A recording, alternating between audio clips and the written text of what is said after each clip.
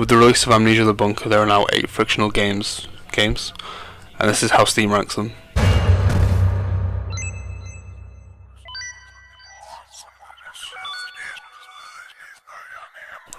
Penumbra Requiem, I believe, is just a DLC for Penumbra Black Plague, but it has its own Steam page, so it's getting its own entry. Requiem's all-time rating is 54% at the time of recording, so yeah, Steam's not a big fan of this one. As sad as it is to see an Amnesia title to slow down, you have to remember that Frictional didn't develop this one, they only published it. A Machine for Pigs is currently sitting at 68%, which is a decent increase from Penumbra Requiem, I guess. So what's Steam saying? Oh, that's nice. What else? Never mind.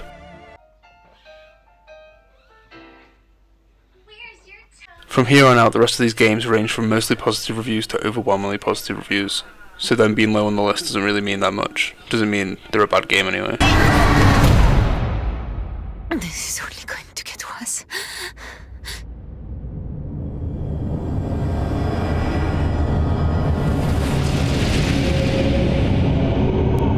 Amnesia Rebirth is the third of the Amnesia games released in 2020, 10 years after the last Frictional games developed Amnesia, which was The Dark Descent, of course.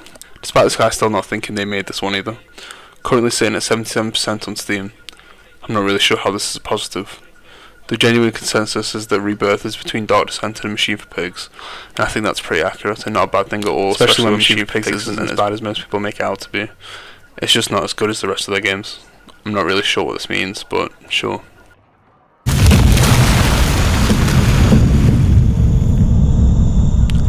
Now we're into the good shit. According to Steam, Penumbra Overture is currently at 89%, and the fact that there's still 5 games left on the list is crazy. And on top of that, this was Frictional's first game ever.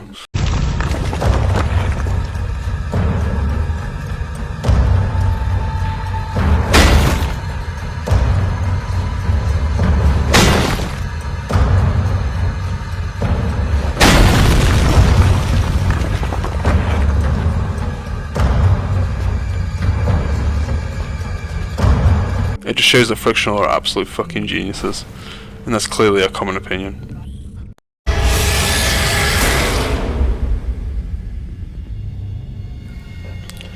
And the new kid on the block arrives. The newest Amnesia game gave me the absolute worst first impression ever. I had unplayable graphic glitches, and it was only running at like 5 FPS on a 3060 Ti, so I got a refund and plan on playing it on PlayStation instead. But this is Steam's reviews, not mine. Steam reckons it's pretty good. Quite a bit of racism being passed off as jokes in the reviews though. Penumbra Black Plague is the second of the Penumbra games and comes out on top as the best of them, with an incredible 94% on Steam. I haven't played it yet, so I can't say much about it. I know. Give us a new Penumbra game and I might be more motivated to play it.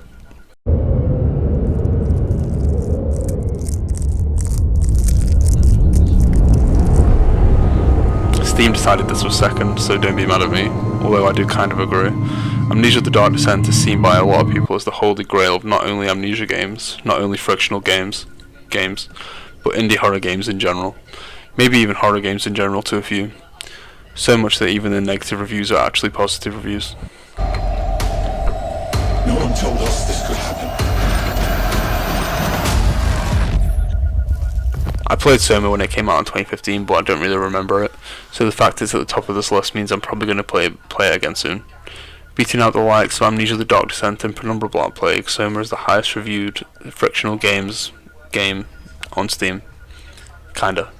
So this was a weird one. They were both on 95% on the all-time rating, so to cut the tie I factored in the recent rating too. Dark Descent has 90%, Soma has 96%. And on top of that, Soma has way more reviews than Amnesia the Dark Descent, so I think with those two factors in mind, it's only fair to say that Steam prefers Soma to Amnesia the Dark Descent.